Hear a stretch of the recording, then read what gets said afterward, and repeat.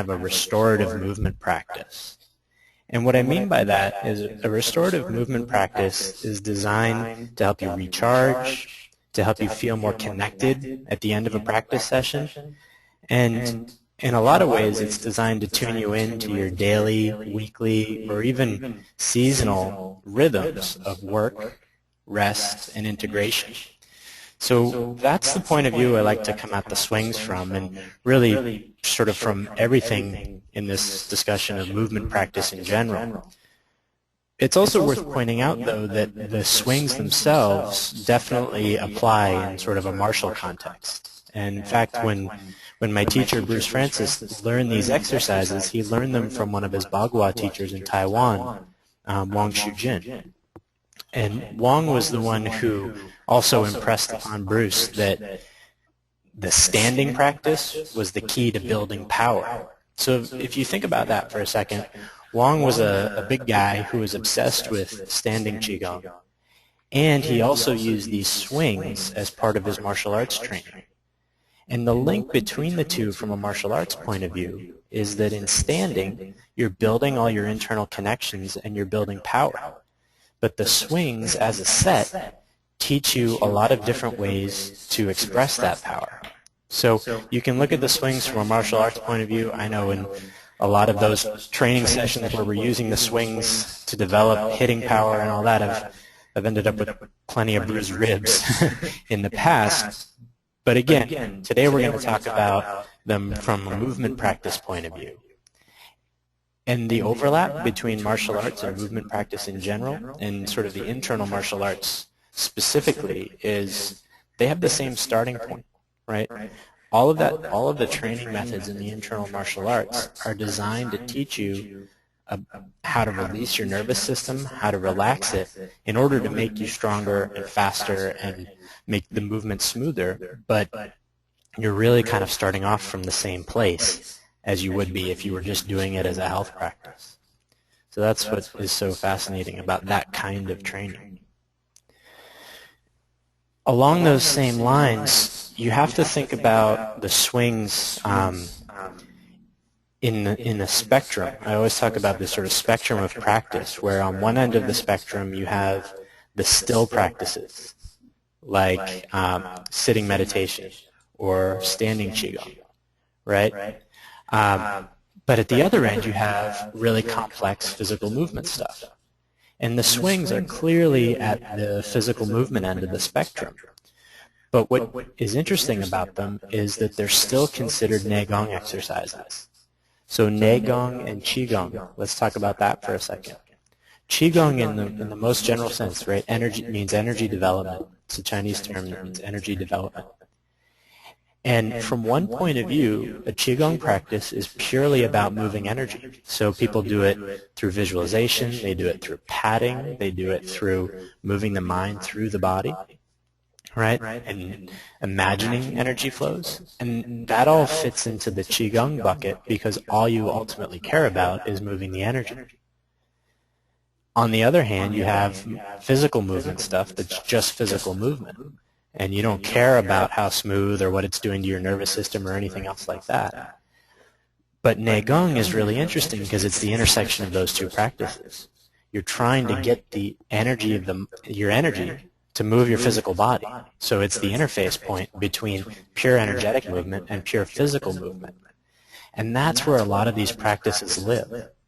So as we start to talk about rhythm, timing, stepping, repetition, how it works all the tissue in the body and everything like that in the swings, think back to it not just as a purely physical practice, but the big ultimate goal is to get the mind, the way the mind is moving through the body, to really coordinate with the physical movement. And that's what a Neigong practice is, in a way that's not quite energy movement only and not quite physical movement only. So the swings are definitely in that category. In the context of energy gates, the swings are used after you've done your standing practice. So typically, in energy gates, that will often be a downward scanning practice, dissolving practice, right? We always talk about the 3 rules of plumbing, that hot's on the left, cold's on the right, and maybe you know the third one. Anything that needs to be released needs to go down. So the basic philosophy, the way Bruce teaches standing practice, is that it's all about the downward flow first, and you make that really strong. So you do your standing in energy gates, and then you do cloud hands, and cloud hands, as another subject, is designed to recirculate everything. So there are these pairs of sort of ups and downs, ins and outs, and cloud hands that get everything moving again once you've kind of cleaned out with the downward flow. And then you do the swings. And now we're going to start to talk about, we'll look at the swings all together in a second, but now we're going to start to talk about what they do as a set. And when you do the swings in order, first, second, third, what you're doing is you're starting from the ground this time, right? And you're standing, you started at the top and work down. In the swings, you start from the bottom, and you build your energy up through the legs, through the middle internal organs, and up all the way through the spine. So as a progressive set, it's a rebuilding process after you've done a lot of that other releasing and clearing. So let's take a look at this next piece. What you have to have going on, and we're going to break this down quite a bit, you need rhythm, stepping, and timing. And the interesting thing about the swings, right, is they're bouncier. They're more rhythmic from the beginning. And the rhythm that you'll find in the swings, the sort of the springiness of the tissue and the joints and the sense of the weight bouncing up and down through the body, right, you can find that in other practices. When your Tai Chi feels really good and feels really connected, the same kind of rhythm is there.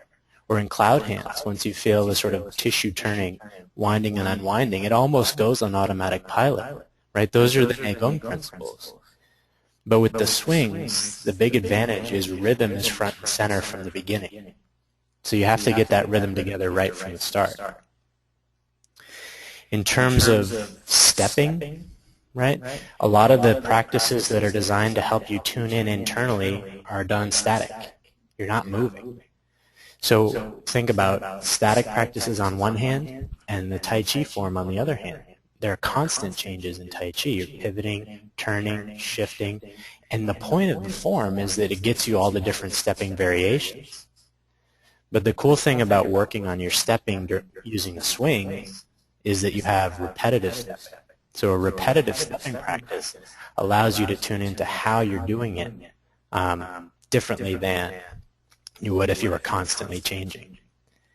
And the last thing, the timing of the swings, this is kind of the holy grail of getting the swings together, especially the third swing, is integrating all of the rhythm and the stepping, getting the timing just right. And I find that when you show people the third swing, it's really hard to look at it and see what's going on from a timing point of view. So my hope today is that when we get to the third swing, the way we're going to break it down will make the timing much more obvious and much easier. The next thing we want to look at, let's just take a look at the swings. Let me go back for a second here. And tell me, we've been having some trouble with the video here. Are you guys seeing that video playing right now, or are you just seeing a blank screen? Chat me in there. Yeah?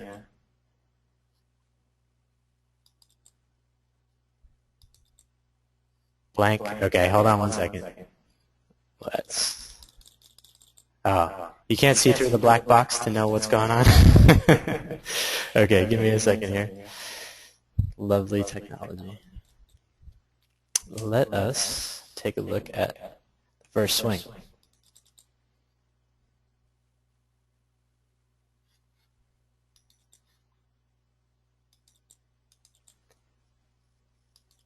All right, how's that?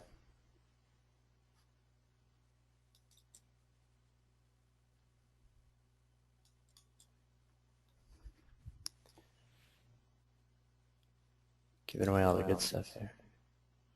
Give me 1 second, guys. There we go. All right, cool. So let's start this over again. Let's talk about some of the stuff we're going to look at here in the swings. So the first thing you want to think about, right, is looking at the body movement. Let's look for a second at the way they build up from the first to the second to the third, and then we'll break down what the different components are here. So in the first swing, fairly wide stance, you're getting the body turn, and what I want you to start to notice is the hip movement and the leg movement that leads the body. Right? From there, when we go into the second swing, that's when we're going to start to see the variation in terms of the stepping and the timing. Oops, sorry, here we go. So for the second swing, what we're going to get into later is how do you stabilize the legs and make this coherent so that your body's just not flopping all over the place. And one of the things you'll notice in terms of the progressive development from swing to swing is see where the arms naturally hit on the body now. Right? For the first swing, it's kind of around the hips, around lower down on the waist. But as you come up into the second swing, just because of the changing stepping pattern, the arms will come up through the middle internal organs. What you're going to see in a second with the third swing is how the opening and closing of the quad, the pumping action that you take on through the legs, is going to send the arms higher. And one of the things we'll talk about is how this is entirely generated from the legs and the quad and not from anything else. So just to point out, right, we're going to talk about how you train that natural rise of the arms, again, without any arm effort. But look at the spine, look at the legs. Right? We're getting the power to come up cleanly through the body. And you can actually tell when you watch somebody doing the swing, if the arms at the front position come straight up. You see a couple of them, how they're kind of wobbling, right? That means they didn't get a clean line up through the body that time through. So here, let's pause this for a second. We're going to jump back over to the slides. And go review those points. Sorry. Next time you can all just come over to my house and we'll do it that way. Here we go. All right. Perfect. Are we good? So, let's just review some of those things that we're going to look at. This is what I call the Kenny Rogers School of Qigong in terms of the arm movements, right? In the swings, you never hold on to the arms. You're always going to let them go. But when we say folding, right, what we're talking about, I'll explain who Kenny Rogers is later if you don't know. You never hold the arms when you do your swings. Each of the swings, first, second, and third, kind of works them in a different way. But what you need to do with them is you need to fold the joints. When we talk about folding the joints, it's a little bit like, if you think of the ball and socket joint, right? You're letting the rotation happen freely inside the ball and socket joint. And you notice in the swings, you're going to have, at different heights, you're going to fold and unfold the elbow joint as well. So you've got to let the joints loosen and be moved instead of holding on to them and trying to move them that way. The same thing goes for the hips and the quad. When you do all those swings, you're folding in and out of the quad. And some of you had been asking me about knee problems relative to the swings. Let me just say a couple things about that. The swings are probably not the best place to take a first shot at solving your knee problems. Okay? In the context of your whole practice, the swings are where you test out how well you've developed things in other places. In other words, it's much easier to become internally connected when you stand. And it's much easier to move in and out of your alignments in a healthy and a safe way doing something like cloud hands.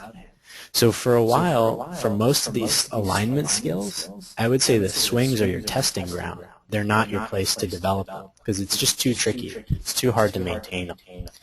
But that said, it's the folding and unfolding of the quad, and especially the rotation through the hip joint, that you're going to open up doing the swings, and that's what's going to solve 99% of knee problems. Right? Most of the time, you're getting knee pain and knee problems because your knee starts doing work that your hip joint should be doing. So you've got to get this sense of folding and unfolding in and out of the quad if you're going to solve your knee problems and if you're actually going to speed up and do the swings the way they're designed. The last thing in terms of the turning is to start to make a distinction between turning around your side channels and turning around your center line. So let me go back over to the video for a second.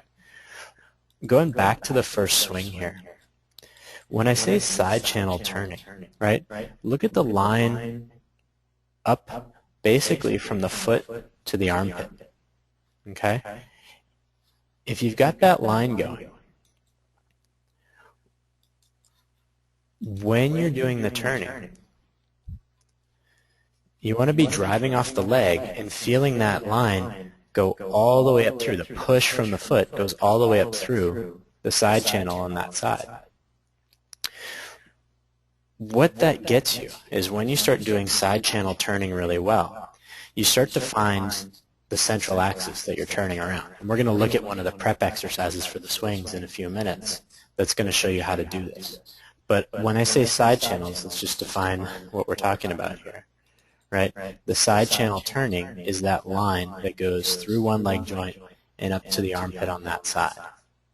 So part of what we're doing, especially in the first swing, is making that line really stable. You can see it a little bit in the second swing, right, at the side position. You want the integrity of that line as well. So from the foot through the knee, up through the hip, and up through the arm. This is why you practice not twisting the torso, because you want to maintain it.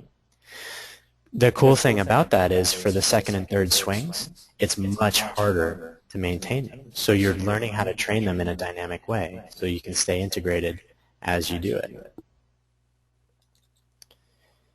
Yeah. So let's look at some of the other prep exercises that you can do to kind of get going in the swings. Here's the first one. If you're keeping track, I've been known to do swing impersonations of all the senior instructors, and if you ask me sometimes, I'll show you what they are. But this is the Craig Barnes special. If you want to practice that. So, side channel center line. Here we go. When you start to look for your center in the body, what you want to do is this. You want to start out doing the swing with the feet a lot closer together. So basically, you're going to take out the weight shifting. When you take out the weight shifting, you're going to be able to feel the right leg and the left leg pulling. And then what you're looking for is to line up the point at the crown of the head. So you want to start to get a sense, and you put the tongue on the roof of the mouth to do this, of turning around the center of the body. Now, as a training exercise, watch what you do next. You can hold it there. Make sure you really did the turn from the legs and the body. But then you're going to start to step out into wider and wider stances. So the approach here to break it down is to gradually reintroduce more complicated elements. See, because now, when you're going back to the weight shift, that center line that you're trying to maintain the integrity of is translating left and right. So the swing pattern becomes a little bit different. So you work out into a little bit wider each time.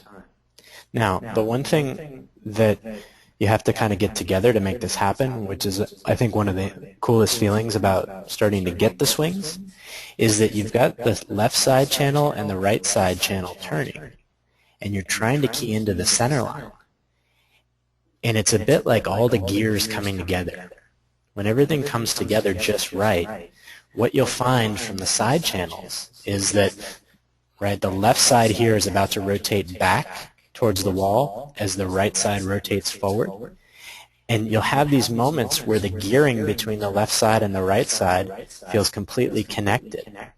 And as much as the left turns, the right turns the opposite way. You have this complementary rotation along those two columns of the side channel. And that's where the stuff in the middle starts to become the most obvious.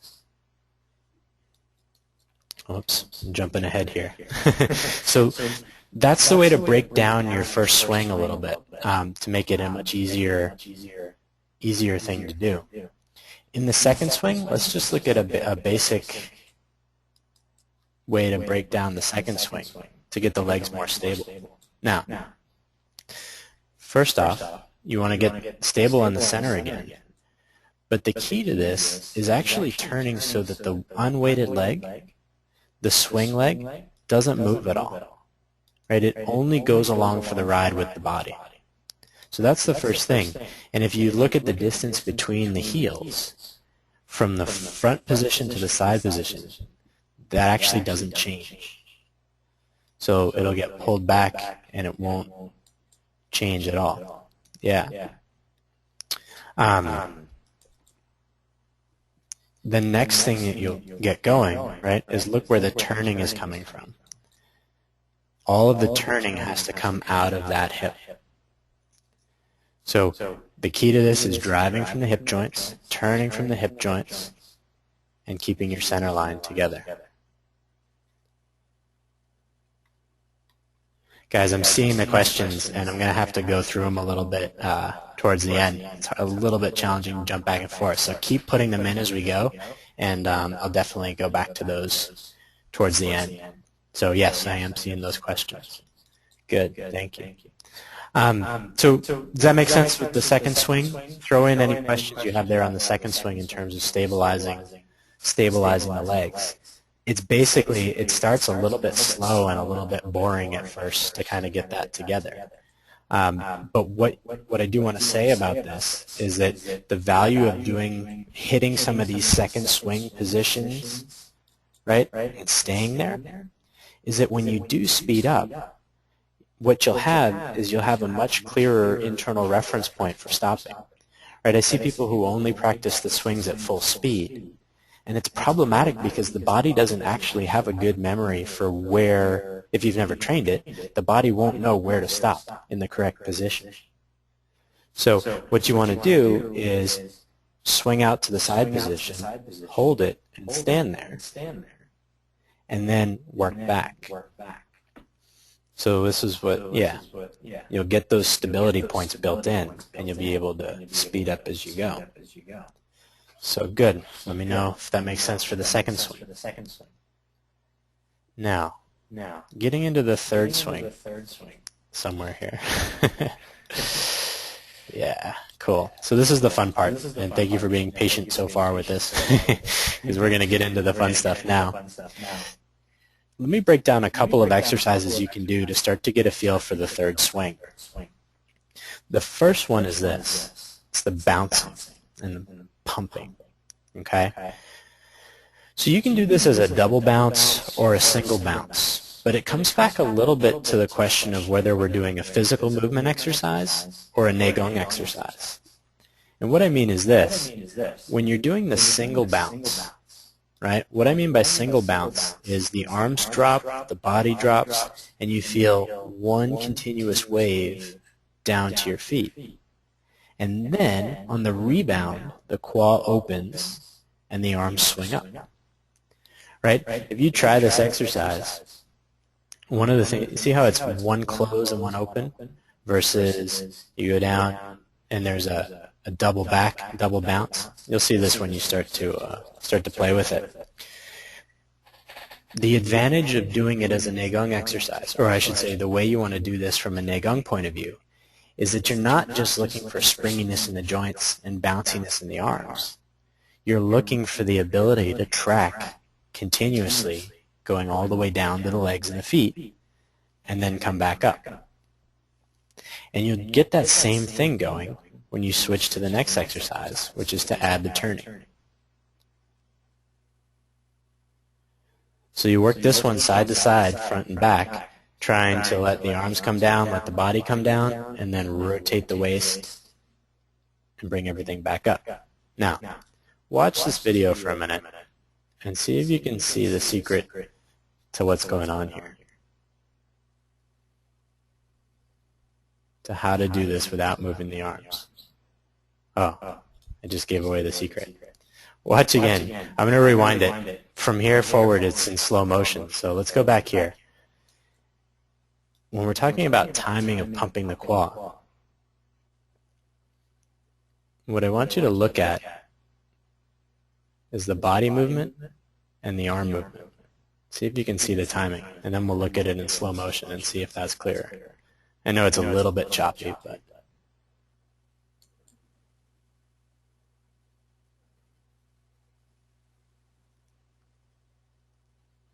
it may be a little bit more pronounced than the rotational one. So you've got body movement, qua movement, and resulting arm movement.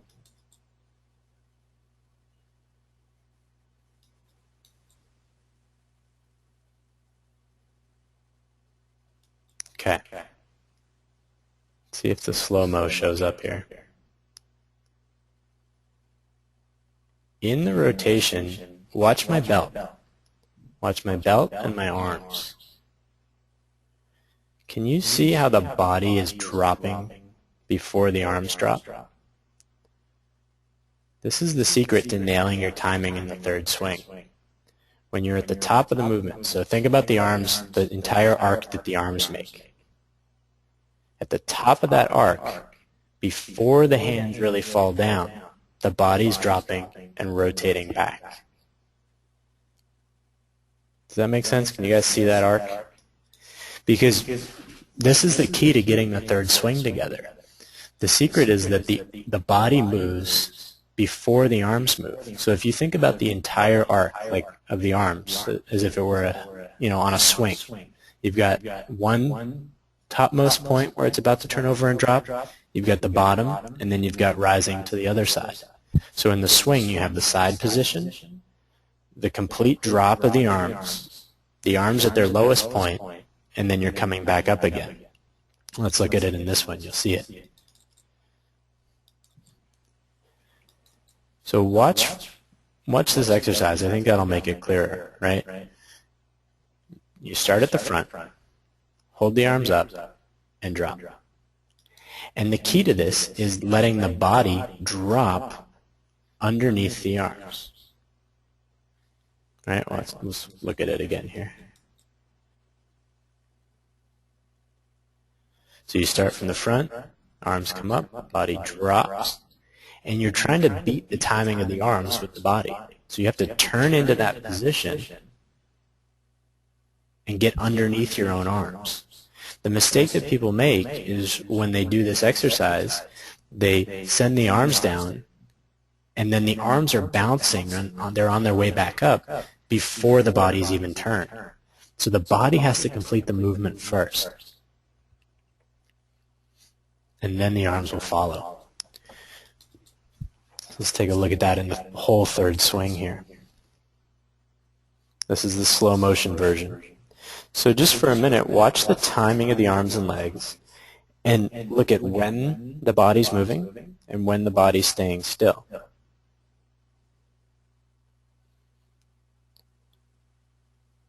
So what creates the shape there? The body is mostly coming up and down. And when you go into the side position, you want to be actually sitting into the side, right here, right? You can see that position. You've started to sit. You've opened the legs like the second swing, and you're down. The foot's almost on the floor before the arms have hit, and then the arms rise up. So it's literally, think about it sort of this shape. I'm going to drop the hips, let the spine go down, and track all the way to the feet before the arms. See, the arms haven't hit the bottom of their arc yet, but the body's underneath it already and ready to turn around and come down. Then you've got the timing of the rebound. The legs open up and the arms open up afterwards. So that's the key. The body has to do the dip and the drop and the rebound one beat ahead of how the arms come through. So is that making sense to everybody? I know that's a little bit harder to see. Let me just play this again. See if you can see it in slow motion.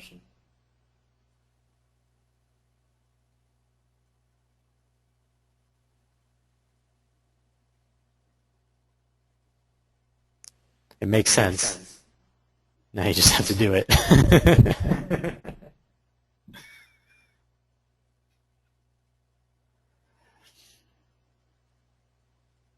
But what I would say practically, right, in terms of being able to actually do this, is that you have to do it pretty piecemeal. So, go back to these exercises first. Go back to the pumping exercises.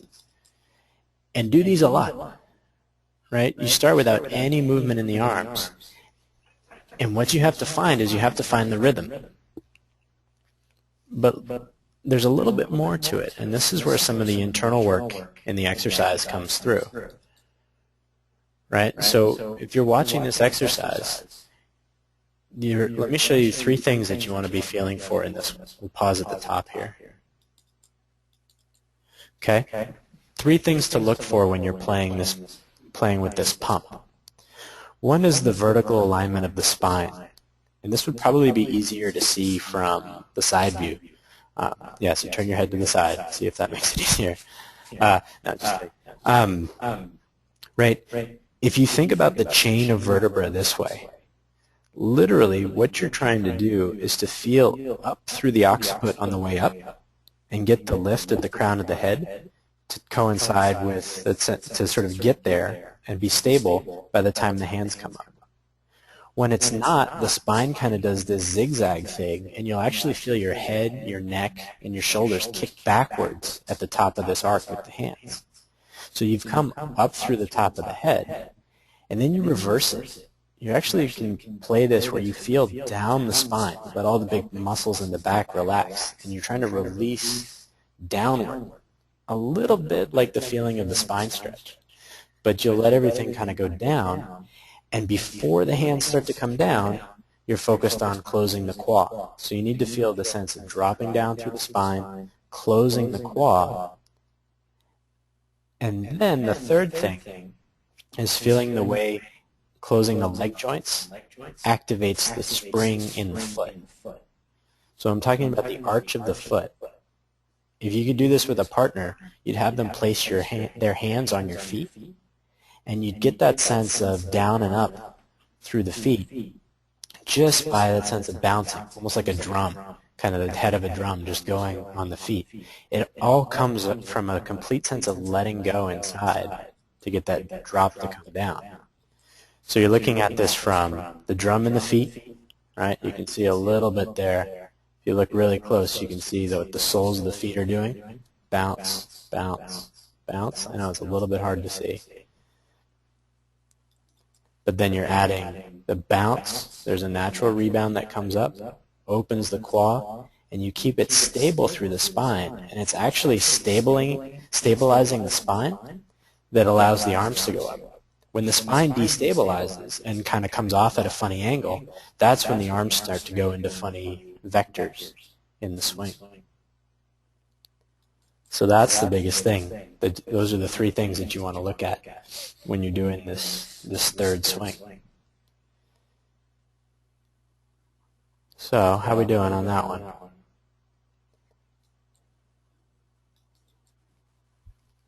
Good. Okay. Good.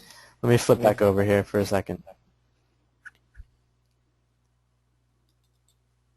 Yeah, lots to work on for sure.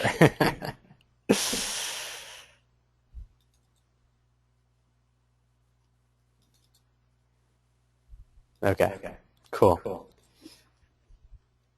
So we've gone through some of these prep exercises.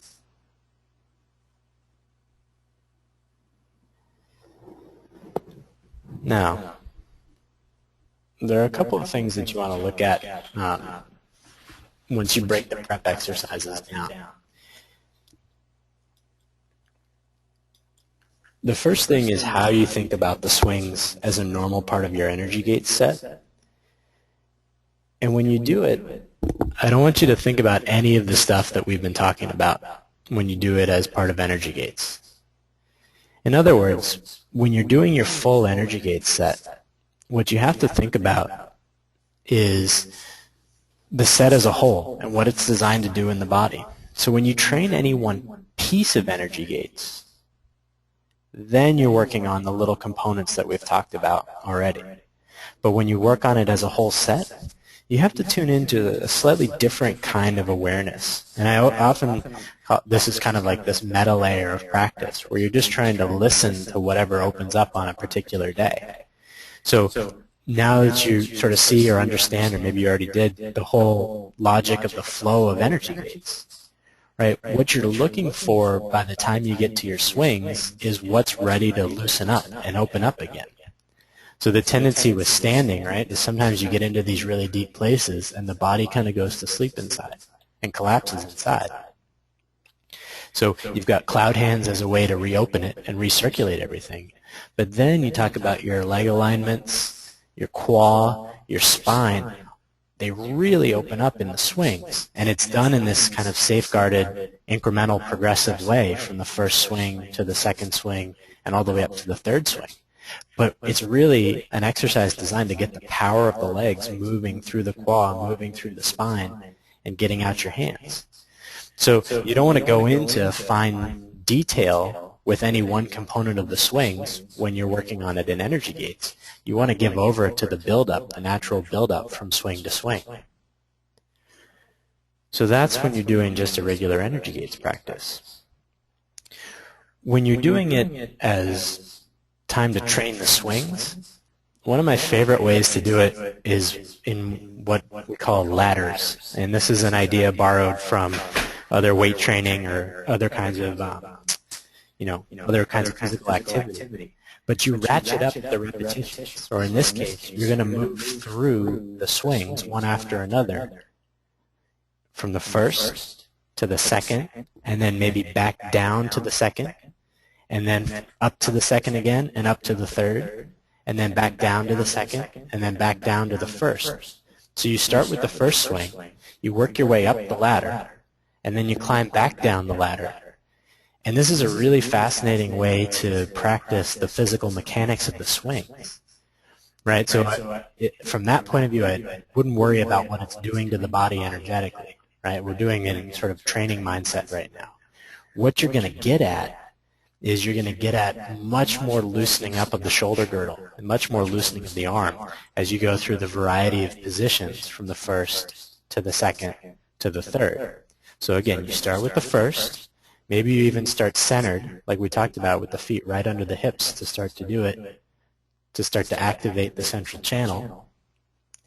Sneak your way out into a wider and wider stance.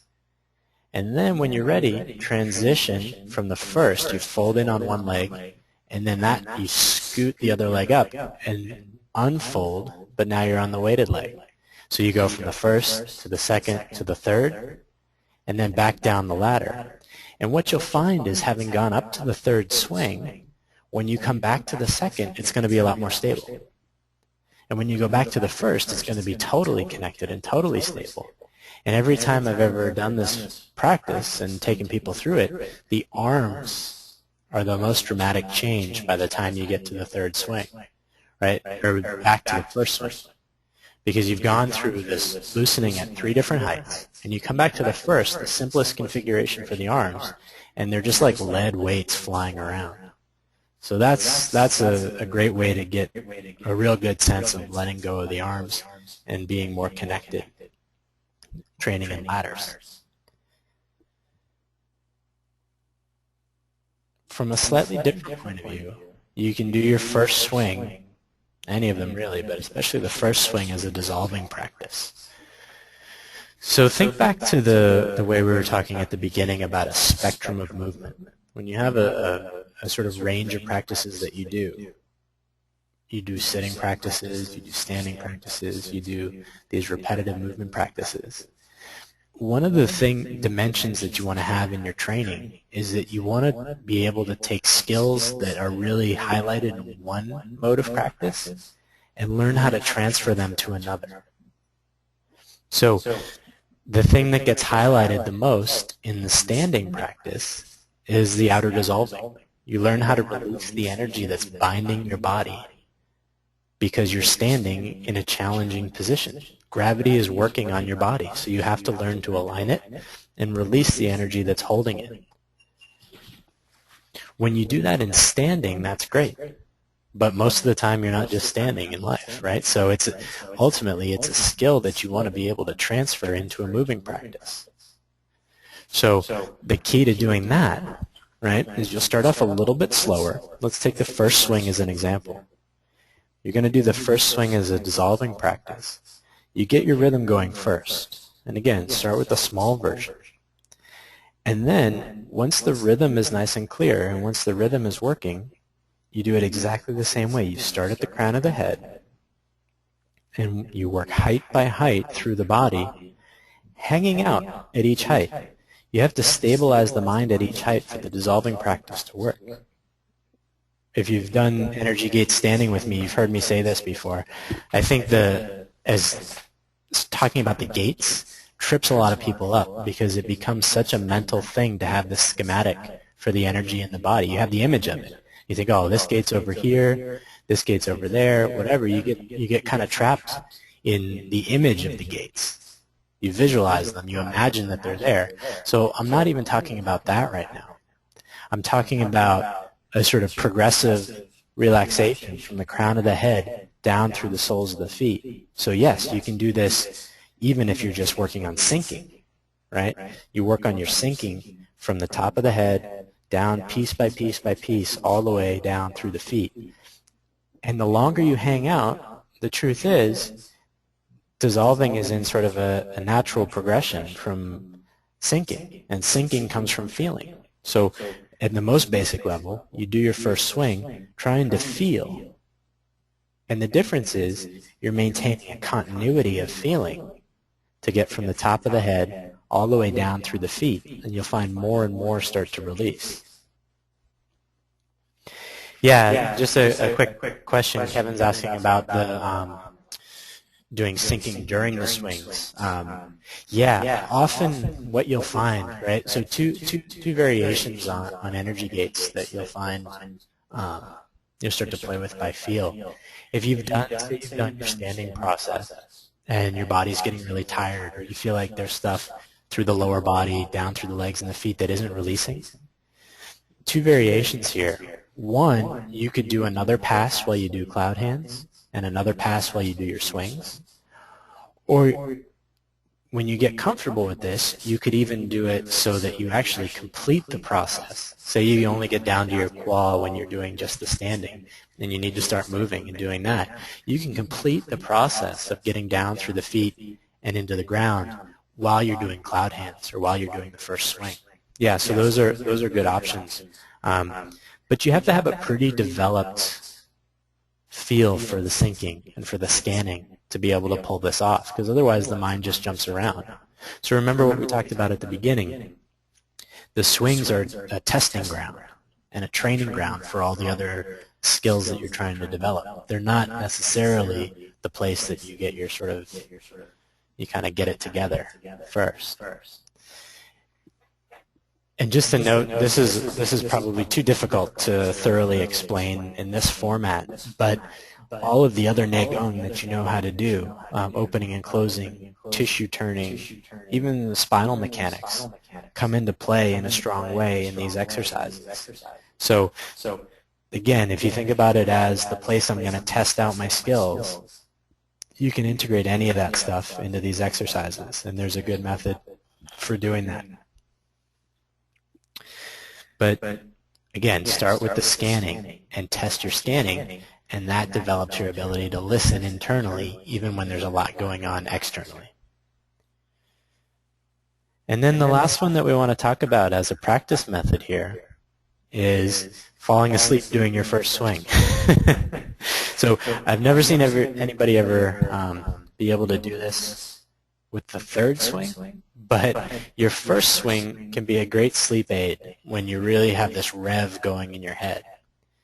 And the method is really simple. You get into your first swing position, and it's basically, once you start twisting from the legs and turning, it's basically like trying to fall asleep on your feet.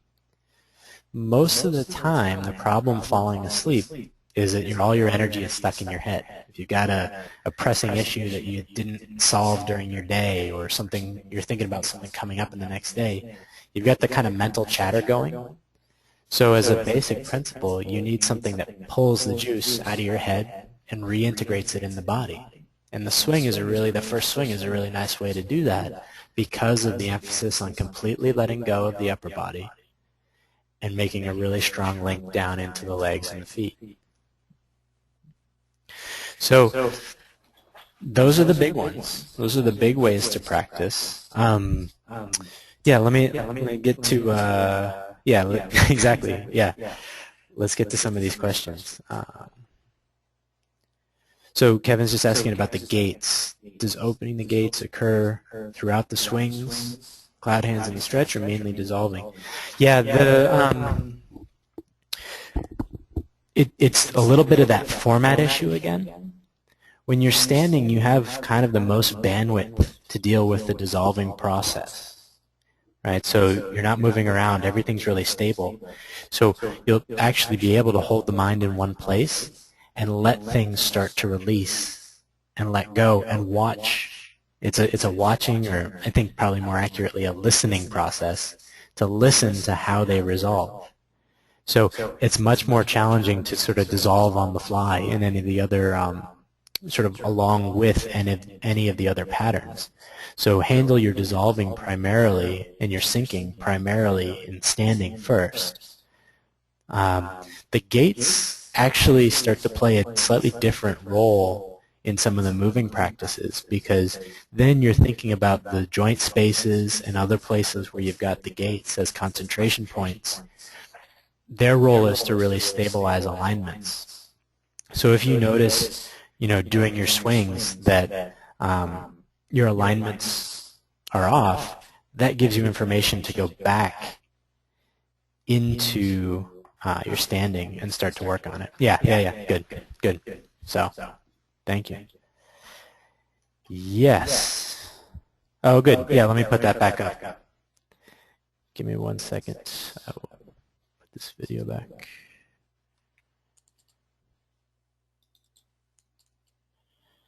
The slides are not so entertaining.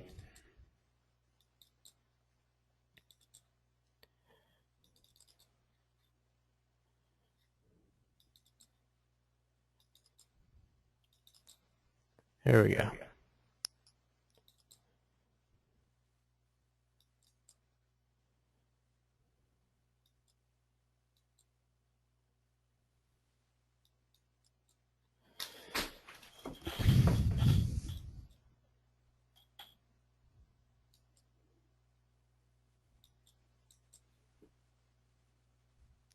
Yeah, and that's a good point, Chuck. So, I don't know, are you guys seeing in the chat windows the questions as they come up? Okay, cool.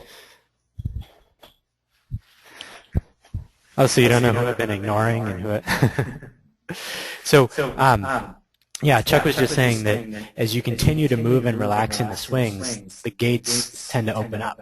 And that's true. You think about the schematic of the gates as the energetic matrix that runs the physical body, right? So we're talking about plugging in directly to that matrix in standing practice. That's one way of resolving the bound energy in your system. If you start to move with good alignment, then these movements are designed to resolve bound energy as well. So it's really looking at, it's not a question of you do it in this one and you don't do it in that one, but like Chuck's saying, it's much more the case that each sort of method of practice is designed to get at that matrix in a slightly different way. So that's a good point. Yeah, that's worth saying. Good. So Karen, just so you see the swings, first swing and the second swing, and now this is the third swing. Again, what the set is designed to do is build you up from the ground. So the first swing is, the leg work in the first swing is as identical to cloud hands. It's the most basic turning, sort of left to right, moving through the side channels of the body.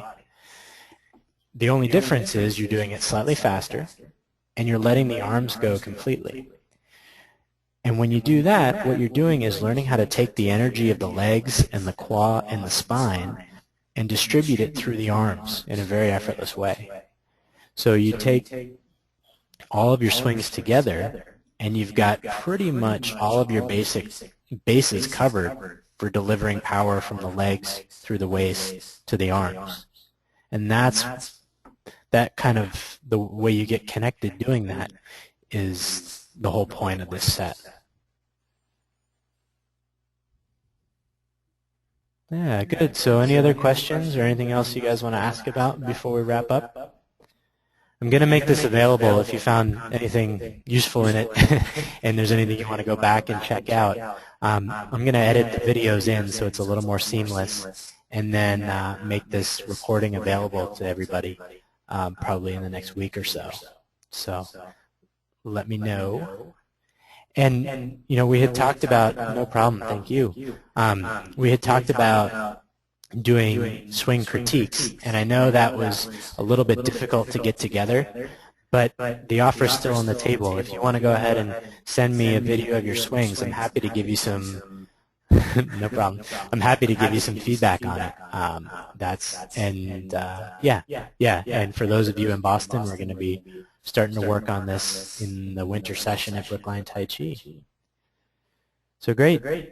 Let me know if there's anything else. Send me an email. And thank you guys for taking the time and coming out today. Appreciate it.